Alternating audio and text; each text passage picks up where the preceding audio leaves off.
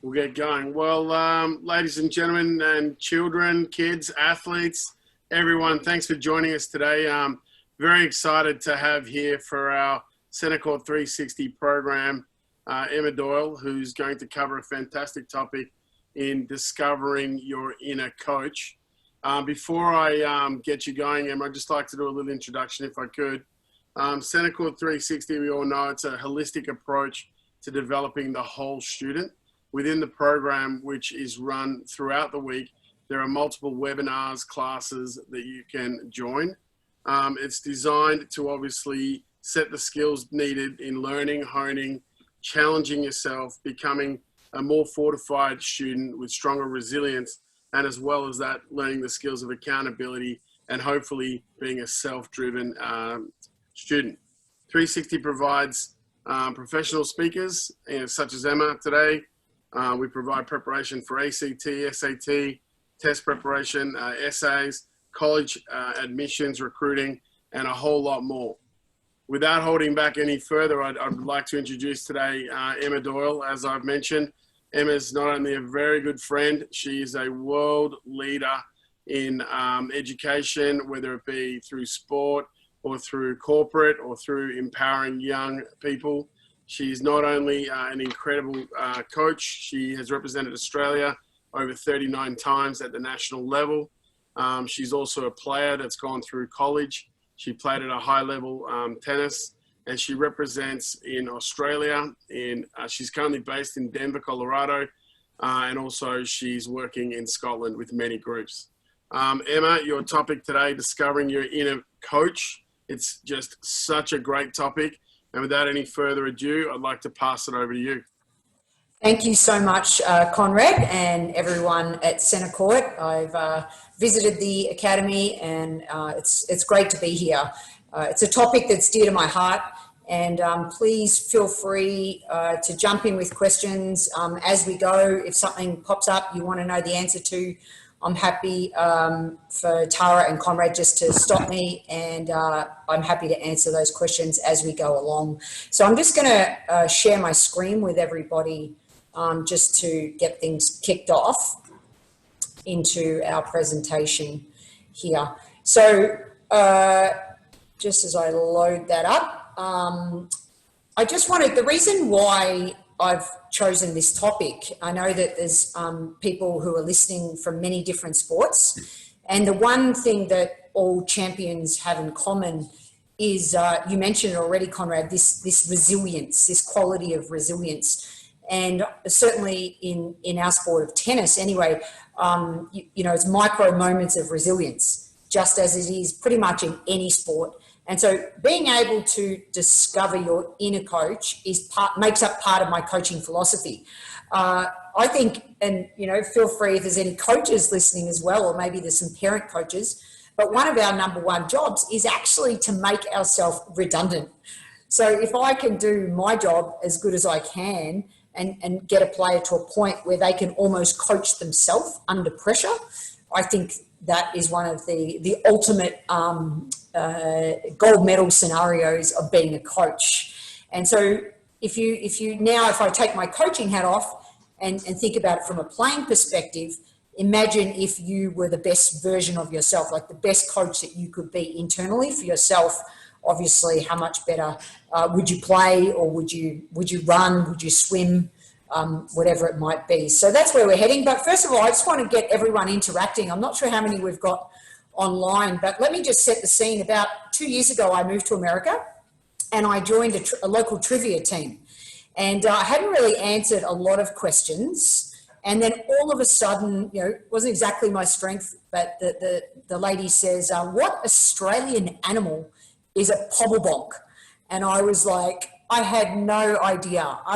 So kids, if you're listening, or parents, you cannot get this wrong, because I had no idea. And I'm going to give you 3 choices. So in the chat box, I just want you to put either A, is it a wombat? Or B, is it a frog?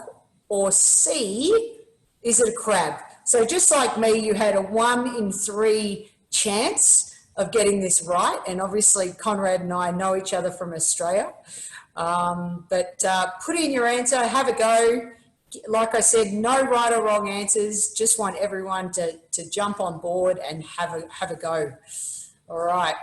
So, drum roll. I think we've got a couple of answers coming in. I'm about to, and I wonder if Conrad got it right. I'm interested to see if he knew. Anyway, drum roll, ching, ching, ching, ching, ching. The answers are coming in. It is a frog. Wow. Now, again, remember, I actually did guess right, thank goodness, and got some trivia cred, but it was an absolute guess. But when I did a bit more research on this frog, it turns out that if you put this frog near boiling water, it'll jump away, right? It'll just jump straight away.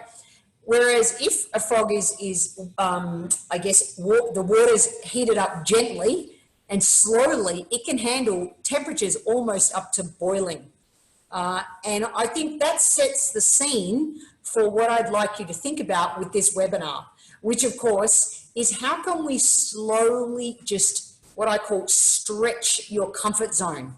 So again, you don't have to agree with anything that I'm going to say in this webinar, but if I could ignite your curiosity to add one thing into your own playing toolkit, or if you're a coach, a coaching toolkit, or if you're a parent, your parent toolkit, then maybe, just maybe, you could try one thing that I'm going to talk about here today that might actually help you not only discover your inner coach, but stretch it and strengthen it and grow it. So that's where we're heading. So, and please, again, Conrad or Tara, please put up your hand if there's any questions already straight away, but I'll keep moving on. All right. So again, I'm sure not all of you would have read this book, but it is the first book that I ever read.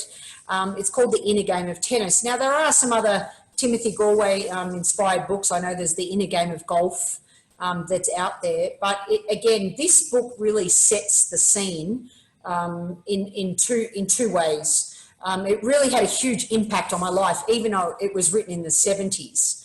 And in the book, it talks a lot about, so concept number one, the opponent within one's own head is more formidable than the one on the other side of the net. So that was the concept number one that really impacted me. And the second one is if a player or a coach can help to remove or reduce the internal obstacles to their performance, an unexpected natural ability will flow forth without much need for technical input from the coach. So there are two quotes from that book that had a major impact on my life. Again, just setting the scene for where we're heading with this webinar. And about 12 years ago, I got out of tennis altogether. And I began to study life coaching and business coaching, emotional intelligence, neuro-linguistic programming, etc. And one of the things that I learnt, because I thought coaching was all about just telling the player what to do, which sometimes I'm sure you can relate to your own inner voice just telling you what to do, and that doesn't always serve us. And for me, the true essence of a great coach and of a great player is how do you unlock the learning? And so the godfather of life coaching, Sir John Whitmore, actually used the concepts from The Inner Game of Tennis to actually introduce into life coaching, which has obviously now been around for the last, again, very popular in the last sort of 10 years. And so I just thought that was a really interesting that those things came from this book, this first book that impacted my life. And the other way that it impacted my life is it talks about this concept of self one and self two. So what am I actually talking about? Your inner voice. So I'm not talking about crazy voices that you hear, anything like that. I'm talking about the one that's when no one else is watching you. It's almost like, what are you saying to yourself? Let's just say, for example, they were two separate people. In the book, it's referred to as self one and self two. I mean, just imagine for a minute that self two is the coach. Imagine the self two giving self one a lesson. Let's just call them Jack and Jill for whatever. Say Jill's even the coach. Jill's giving Jack a lesson, and Jill says, your forehand's average. Actually, you know what? I don't know if tennis is really the sport for you. you can imagine what's happening to Jack here. He's gone from hitting the forehand in the bottom of the net to now the forehand's like clearing the back fence.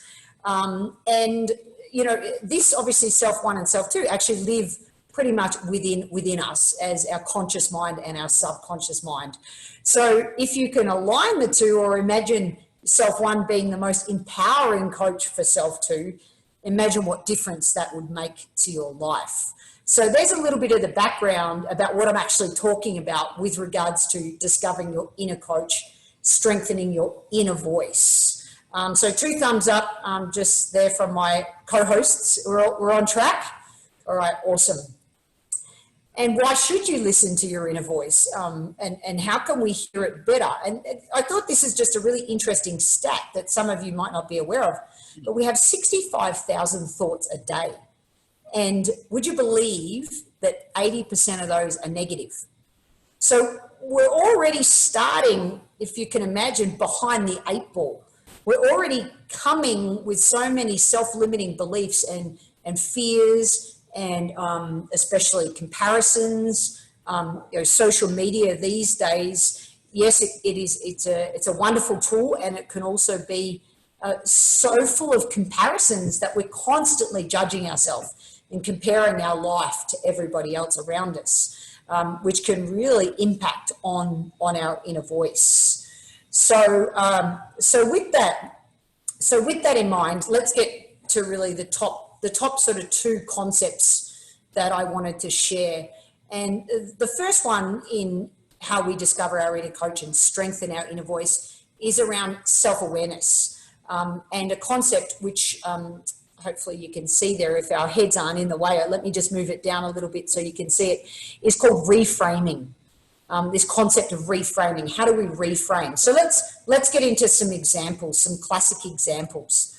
I'm sure, I mean, come on, hands up if you've said to yourself, I can't do that. Yeah, definitely. You know, I don't want to do that. That doesn't serve me. Now, just flipping and obviously having the conscious awareness, the self-one awareness of that language is step 1. You have to be aware of it first before you can make a change.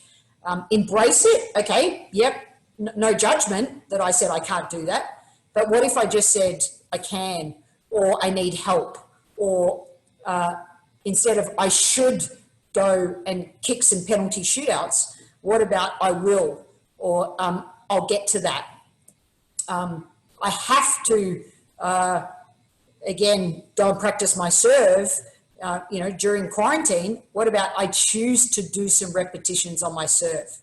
So just little, what I call power word reframes are really, really, really important. And this is one of my favorites. You know, I hear athletes say all the time, you know, oh, I always lose to this player, or we always get beaten by this team. Okay, yeah, that might be true, but not, you know, we haven't beaten them yet. Or just putting yet on the end of our sentences is absolutely critical in how we become more aware of our language. And if you have been playing rubbish, let's say that you haven't made one pass in basketball. Okay, well, in the past, from this moment forward, I choose other options, or I choose to move forwards. Or I need help, another one of my favorites. And I'm not sure about whether you can relate to this at all, Conrad, but a lot of my players, they often, when they see a draw, they never want to look past that first round. Oh, I just want to stay, you know, focused on my match. Now, I've got a slightly different take on that. If you're only focusing on that one match, it's almost like you haven't got the vision that you're going to go any further. So we call them PNOs, potential next opponents. So it's okay to actually think about, okay, what's the draw look like? Who might be my potential next opponent in that next round? But then give it no other thought. Then come back to the present to play your match. So they're just some subtleties around reframing around language that we can use to help flip some of those power words, which relates completely to, I'm sure you've all heard of a growth mindset by now and a fixed mindset. I'm sure you cover that in your 360 program. But when we really listen to that inner voice, we start to, and especially as a coach, we can pretty much see who has a fixed mindset and who has a growth mindset. So the difference simply being that a fixed mindset believes that your skills are they can't grow. Your ability is your ability, whereas a growth mindset really sees the glass as half full, and they believe that they can learn anything they want to. They really embrace the challenge. They see failure as an opportunity to learn, and especially if many other sports, I'm sure, have a compass draw, or not a compass draw, but a draw. Sometimes there's only one person or one team that can win. So you're going to have to get pretty resilient and get used to coming second, and learning from that experience is a growth mindset. If you succeed, I'm inspired. If one of my teammates plays really well, I feel inspired by that. And of course, my effort and my attitude determine everything. And I think that really is a huge important factor when we're talking about listening to our inner voice. If it's saying all the time, I can't do that, that's too hard, I'm not good enough, then we really need to really start to say, okay, how can I be aware of it? Step one. And then, of course, how can I start to reframe some of those words that are going to serve me more empoweringly. And some of the other little tips, a quick story. This is an elite Scottish netball team that I worked with, and they had basically had a pretty poor season. So they had a lot of self-limit. They were stuck in the past. So while it was important that we observe the past, one of the first things that we needed to become was more self-aware of what we actually had in our team today. So yes, we acknowledge the past. We're not saying it's not important, but as quick as we could, we really had to come back to the present, and we worked on our superpowers, and really saying, hey, this is what I'm going to bring to the team. And then we had to focus on the future by saying, hey, next time, next season, next point, next game, what is it that we're going to do differently? And our little motto became, we were the can-cans, the song. Anyway, lucky I'm a better coach than I am singer. Apologies there for everyone whose ears I might have hurt. But we stood for commitment, ambition, and the N was the non-negotiables. So those three letters were the values that drove the superpowers. And we had this white line on the court, and every time they stepped over that white line, that was, kind of white line fever. We had to leave the past on the other side of the white line. Now, we could pick the past up on the way out if you wanted to, right? But it was really important that we stayed connected in that present moment. They're the steps, one of the critical 4 steps that can really help with reframing. I might just pause there, see if there's any questions come up in the chat, or any comments around reframing. While we're waiting there, Emma, I might ask you one, if that's okay. At what sort of age is reframing or redefining the inner coach or the inner voice possible? Yeah, it's a funny thing you should say that, because again, I'm actually not a parent, but I do have 6 beautiful nieces and nephews. And, my little nephew, he used to say from 2 years of age, I can't. And I retrained him to say yes, no, or you need help. I need help with that. And that was 2. So, mate, look, yeah. I know it can be difficult, but and parents listening, the way you talk to your children becomes their inner voice as well. So that's a really, and same as us as coaches, we play such a huge role model aspect in the lives of our athletes and our players, that's the way that we speak to ourselves, to our players it impacts their inner voice. So I'm not putting an age on it. From the minute that they're able to put language and sentence structures together, we can slowly just impact the way that we talk about how is your effort level. You know, it's not how did you play today? Because if that's, I mean, that question there is a recipe for disaster, parents. If you start out with that question, your child will say good or bad, or I don't know. So we're much better off asking, you know, really empowering questions. I'm just going to, because you asked that question, I'm going to come back to that slide. I'm going to go straight into empowering questions because I was on that based off your question. Here are some beauties. How can, this is one of my favorites when it's in the gold dust writing. What specifically can you tell me are your strengths? Or what specifically are two things that you did well today? That's a much better question when we finish a match. When would, or and then what? You need to keep exploring and peeling back the layers of the onion to get to the truth often. How might, and these are my two favorites down the bottom there. Can you tell me more? And what did you discover? So there's just some quick little empowering questions that I invite players to ask of themselves and parents. These are awesome questions. Be really careful with why questions after a negative, after a loss. You know, why'd you do that? Or why couldn't you see that, you know, they were playing one-on-one defense? Like what, you know, because what you tend to get is excuses. Whereas what questions are great, and why questions are brilliant after a positive, you know, after a really positive match. Hey, you know, why did you understand to hit to her backhand more than the forehand? Tell me, you know, how did you work that out? So just a little, you know, empowering questions is how we strengthen our inner coach. Did that answer your question, mate? Perfect. Loved it.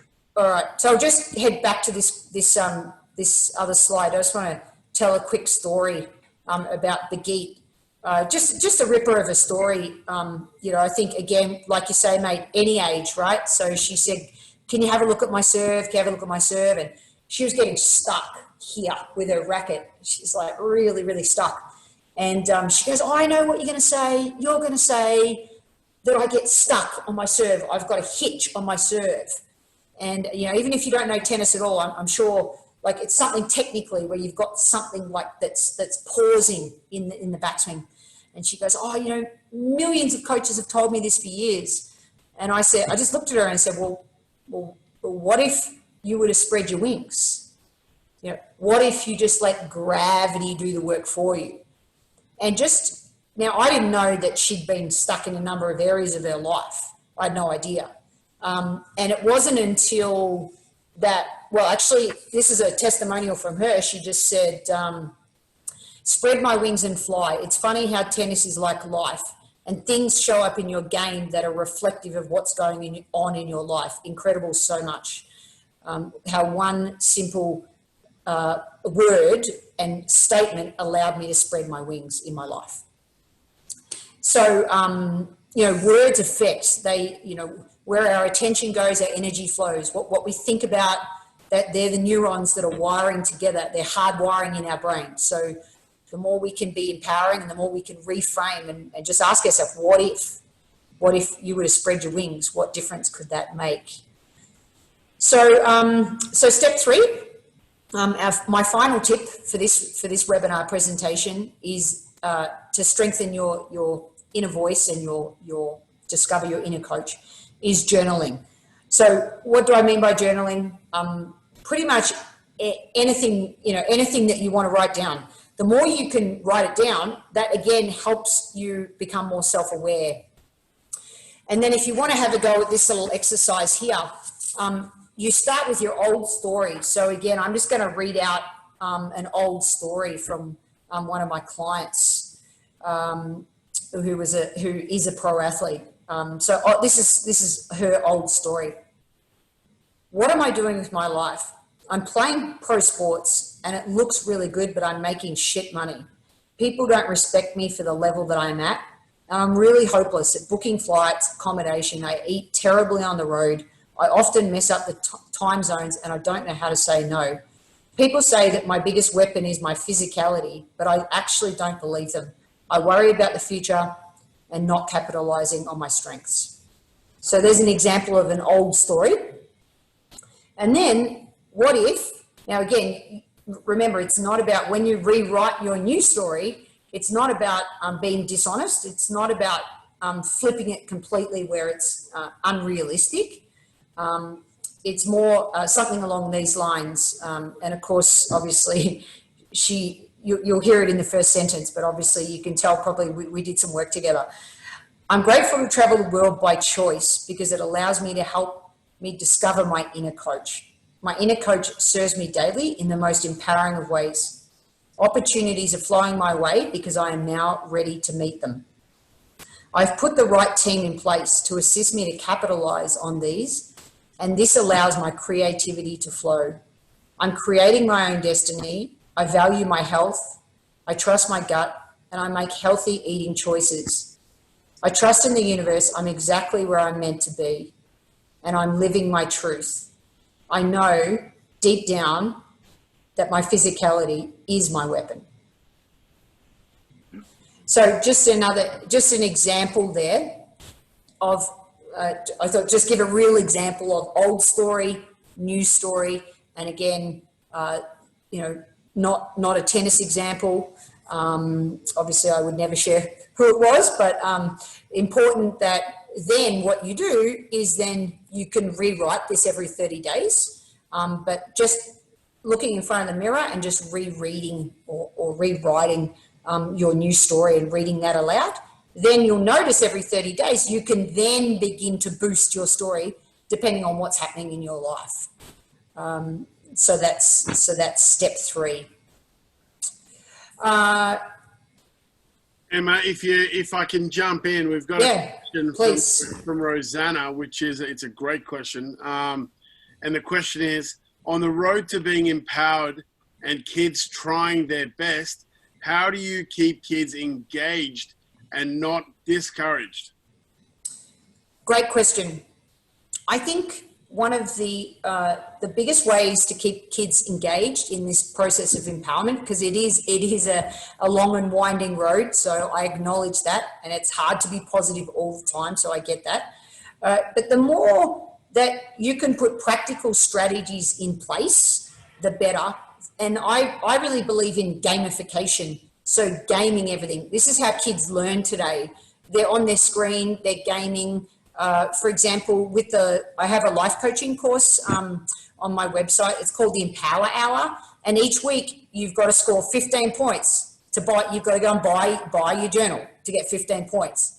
For 30 points, obviously, you just take this as an example. You'd have to write your old story. For 40 points, you then rewrite your new story. And then to win the game, you've got to read it out loud before the next week's program. So that's an example of a practical strategy, which is journaling, that then is gamified. So the kids are actually using levels, or they're not that I want to add more things to that they have to achieve, but that is what kids like. They like those, to have little accountability steps. I mean, we all do, not just kids.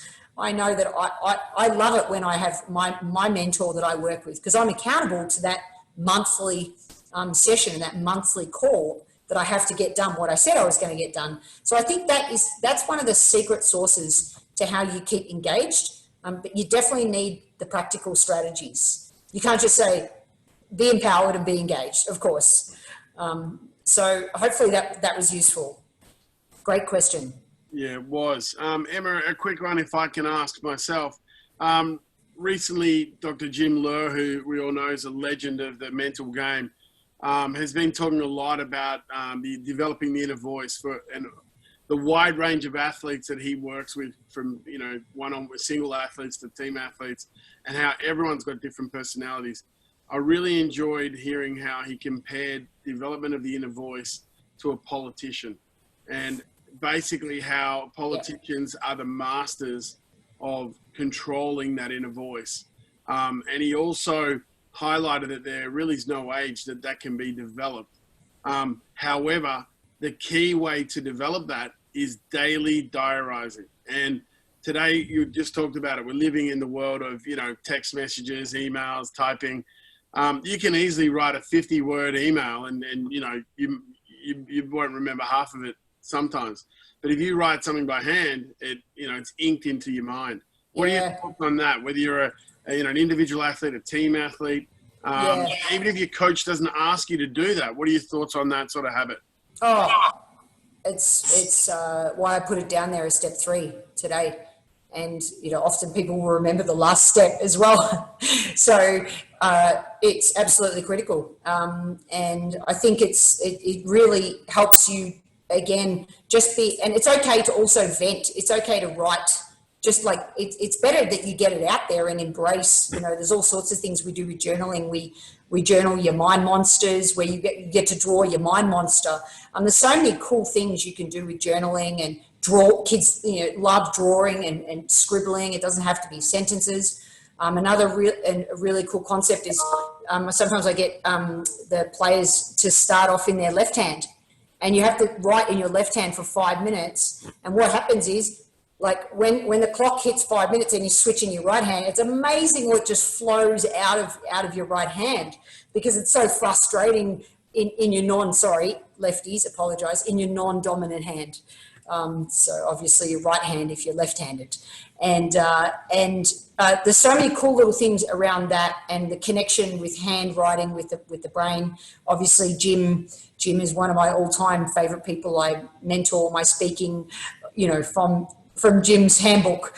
And one thing I like that he talks about, as you mentioned, you do have a public voice, the voice that I'm using now to communicate this message. And then what about the voice that I had just 5 minutes before I came on the webinar? You know, was it around, you know, did I have that, is my PowerPoint's in order? I worry that I'm going to, you know, say the wrong thing at the wrong time. I mean, everyone experiences those things. But practical strategy for me to then center myself to be able to deliver an impactful webinar and know that I'm bringing value by igniting everyone's curiosity is a practical strategy. And it's called anchoring. My thumb, my index finger, my middle finger, I put them together and say, all right, I can do this. Heart, head, and gut, I can do this. Let's go. Now, that's just my own little anchoring technique. I mean, that's by far one of the most successful ways, a practical strategy to help kids and players and athletes get in the zone, be in the present. We journal, we get it all out so that I don't have to take it onto the court. Maybe I rip out that page in my journal. Maybe I, you know, burn it. Maybe whatever you need to do to physically let it go. And the best thing about journaling, which is up here on the screen now, of course, is gratitude. Makes sense of our past, brings peace for today, and creates a vision for tomorrow. Being grateful is one of the best journaling habits that you can create. Just 3 gratitudes, and again, just 3 times a week. Just pull out your diary, either, you know, before you go to bed at night, you're even setting up your next day for success, or in the morning when you wake up. And it's a habit that I live, I practice, I preach, and I really believe in. And yeah, so I mean, I guess now I'll stop sharing my screen. But yeah, there's and take a few more questions. But there's my email down the bottom there, my website, and certainly, yeah, if anyone wants to reach out, they're all just my social media handles. And as I always say, the ball is in your court. Step 1, self-awareness. Step 2, reframe. And of course, step 3, journaling. So please take action, and there we go. There's the ball flying into your lounge room, hopefully. And I'll just stop sharing my screen there and come back to all of us. So, you know, to anyone who's listening in, please do go ahead and use this opportunity to ask Emma any questions. We have known each other all our lives, and I can tell you her answers are honest. They're coming from her heart. The thing I love, Emma, that you always talk about are the 3 E's: energy, empathy, and enjoyment. So I wanted to talk about those 3 E's before we go to the next question. How important is the enjoyment factor in the inner voice? And I know it's a pretty basic question, but I want to explain what I mean. There are several people I know in a range of sports that They are extremely good at what they do, yet they have not entirely found the enjoyment. Because for some, the enjoyment comes from success. Yep. For others, the enjoyment can be from being just active. And I love the movement. I love, working hard.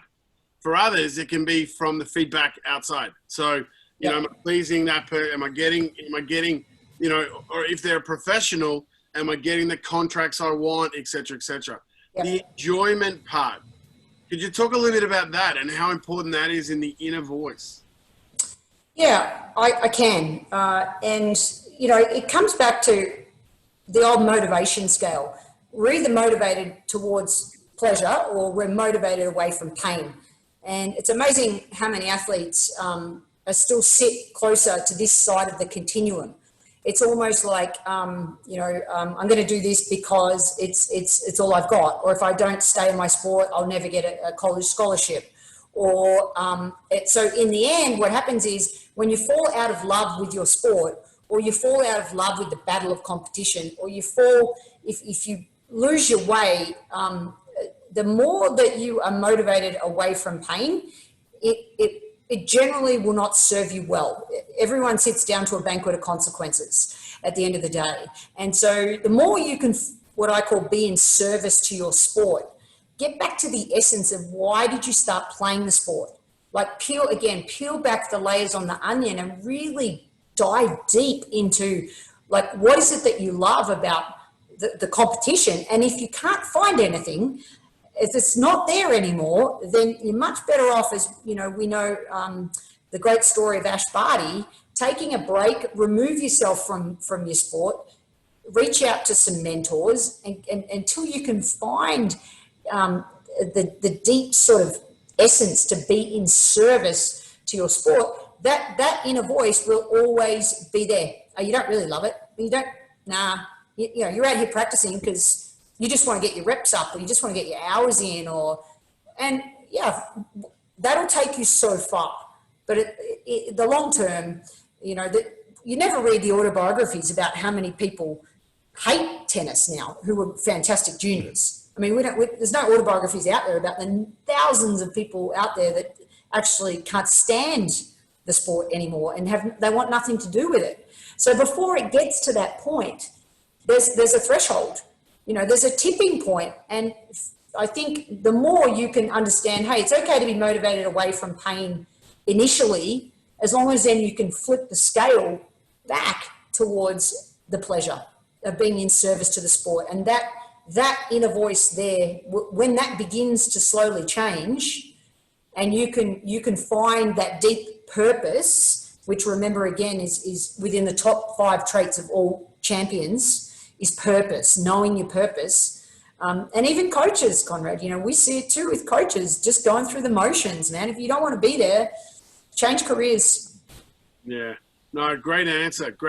I mean, another point, again, I'm just sort of stealing the opportunity to ask these questions if I can, is you get these young athletes that they've been raised in a way where either they've only heard a lot of negatives, Jelena Dokic, yep, or they've only heard a lot of praise, yep, and they can't deal with either side. And then you get a Rafa Nadal, who, we were fortunate to speak to his family last year at the academy.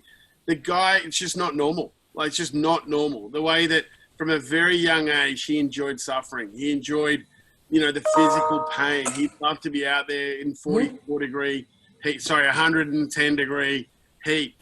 I mean, is that trainable? I mean, is that through repetition, through religious journaling, through conscious training of your inner voice? Is it doable?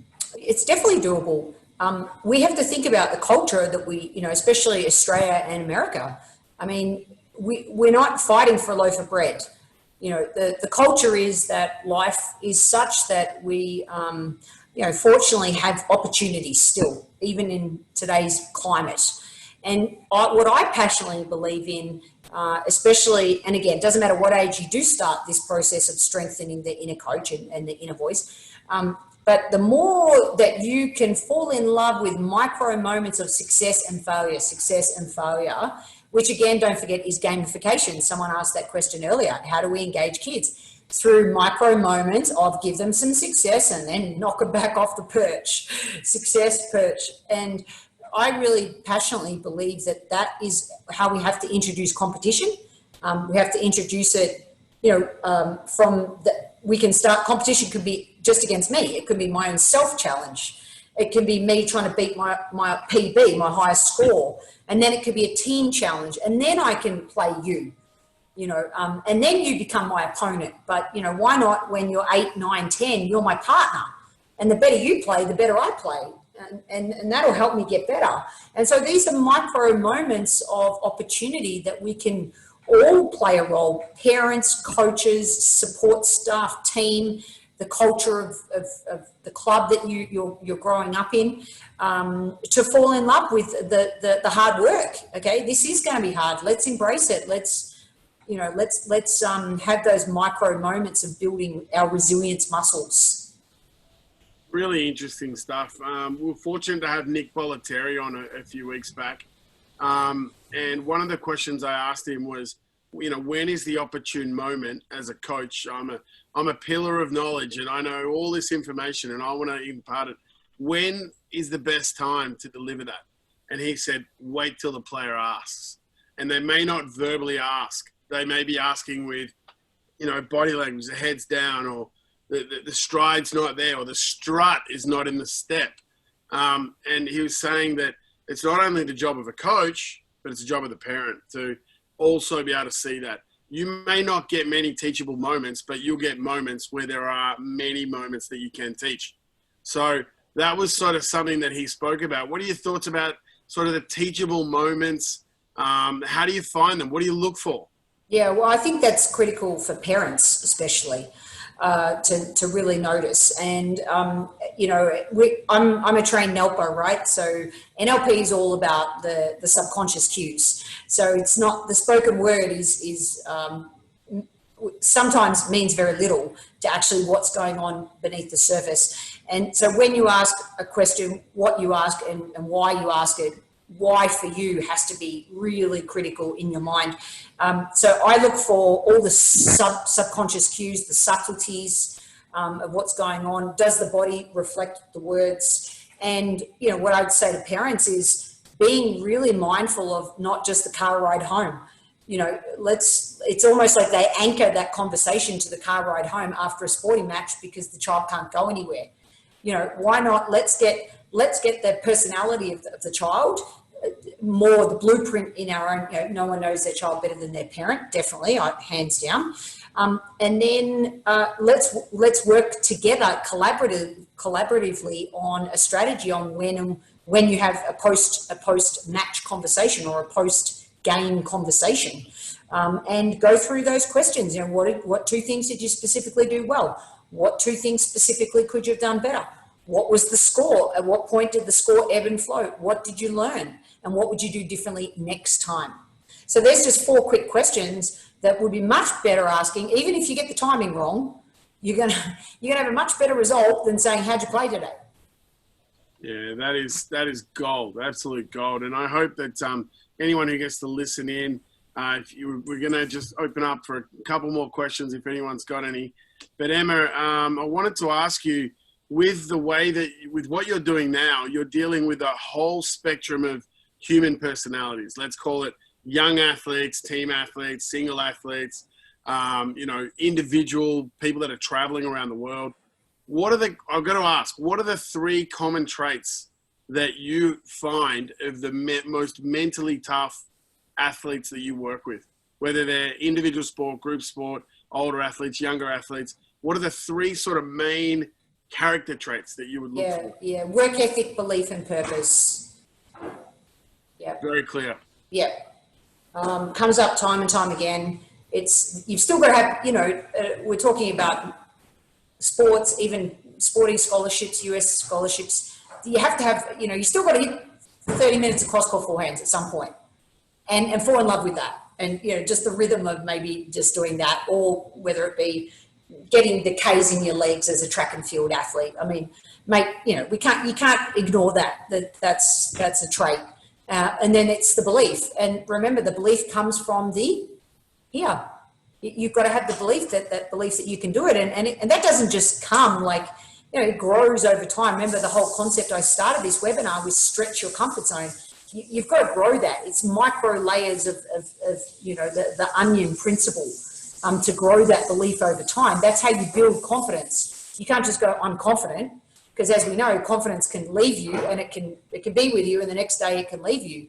So how do you build it over time? Confidence equals time plus experience. That's for the next webinar. And then finally, purpose. Like when I'm doing my little activity, my drill, my whatever it is, I've got to have a purpose. These are my little immunity beads, right? So you might recognize these from the Girl Power Camp. When you wear these, obviously you have to earn them for some sort of, displaying great listening or just asking a great question. But you can't lose the point when you wear these, even though they're a bit annoying. When you're swinging, they get in your way a bit. But this is immunity.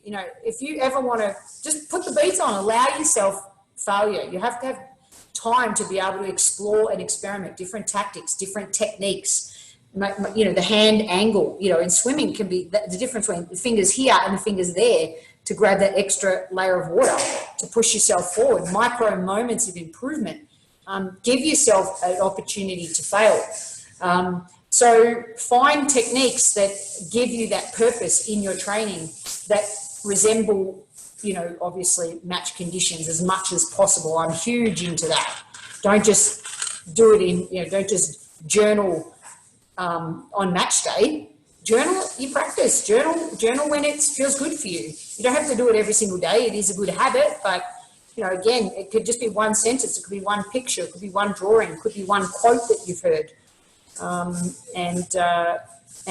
So they're my three. What about you? Oh, well, I didn't expect that. So my three, without a doubt, are going to be passion, which I put love of the sport in that. That's got to be unquestionable. It's got to be adaptability. I'm huge on adaptability because there's never the same day twice or the same feeling twice. And the third is skill. I'm a big believer that skill can really build confidence. Yeah. So I've had players, speaking from tennis, that their confidence is down. And I've just said, right, what's your weakest shot? And we've gone out and we've drilled it and drilled it and drilled it. And they've come out and gone, feels amazing. All of a sudden, everything else is working 2 times better. So that's kind of my quick fire response on that. Yeah, but nice. Look, Emma, it's always an absolute pleasure. Thank you so much for spending time with us on our 360 Centercourt program, where our goal is really to develop the whole student athlete. We're very lucky to have you, and we're hoping that you'll be available to do some more stuff for us in the future. Aside from that, we've got a really huge week coming up this week with 360. One of the exciting concepts that's coming up is actually tonight at 7:30. We have the Athlete 360. It's an athlete journal presentation that's done by Jason Milner. On Wednesday, the 6th at 5:30, we will be having the tools and habits of being a better learner, which I think is also a really key topic. And if there's anything else that anyone listening is interested in, we're always happy to try to deliver. We have a question. Oh, we do? Yes, in the Q&A. Oh, that is fantastic. Emma, we got great. Emma, if I can ask you one more. Sure, mate. With high school junior, with my high school junior being told today that school spring track season is now officially cancelled, can I keep my athlete motivated? How can I keep my athlete motivated and not become discouraged for too long without having, obviously, competition in front, so the goals, because the meets and competition won't be taking place with winter track not until November. So what would you suggest in that situation? Well, I'm massive on the holistic approach to any sort of development, no matter what sport, which obviously is tech, tact, physical, mindset. So for me here, in this scenario, if I've heard it correctly, it's kind of like the tactical section's been taken away. So we've still got 3 awesome areas there to set. We spoke a little bit on gaming, so some little gaming goals on every single part of their technique with regards to track and field. Mindset, like what a huge opportunity to link mindset with tech in terms of what are their biggest areas for development. How can you do some visualizations around that to really strengthen that area? The physicalities, getting the best shape of your life, and through micro goals, and just still the one thing I've been saying to a lot of my tennis athletes is still put the season, if it was there, imagine if the season was there, and still have a little bit of a periodized plan. So your prep phase, your pre-comp, and then your comp phase, and that might just be doing some comp PBs against yourself. So that's a micro moment of using gamification concepts to be able to still stay motivated. And what a huge opportunity to work on all those areas that you struggle with in track and field. Exactly as Conrad just mentioned, what are your biggest weaknesses, and how can you improve in those areas? Because to me, holistically, one thing's cancelled, you've still got 3 core areas, and you can still fake that. You can even fake that 4th area.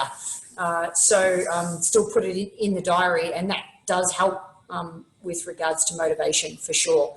But the more you can remember, be motivated towards your goals that are going to be part of that bigger vision, the bigger picture, and really stay connected to that bigger picture, I think the better. Because it will, one thing we do know is we will get back to normal, we will resume, we will get there eventually. It might look totally different, but we will get there.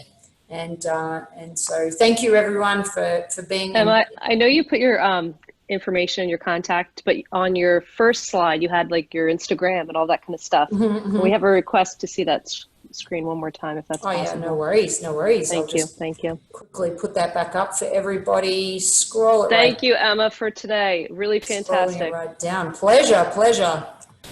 And here we go. I think it's that one. Yeah, that's perfect. Absolutely awesome, Emma. Good luck with everything. Stay safe and well. And we hope to see you very soon on 360. Give our best to everyone. Yep, right back at you, and hope to be back in New York again soon, mate. Take care. We'll see you then. Thank you, Emma. Thanks. Thank you. Bye.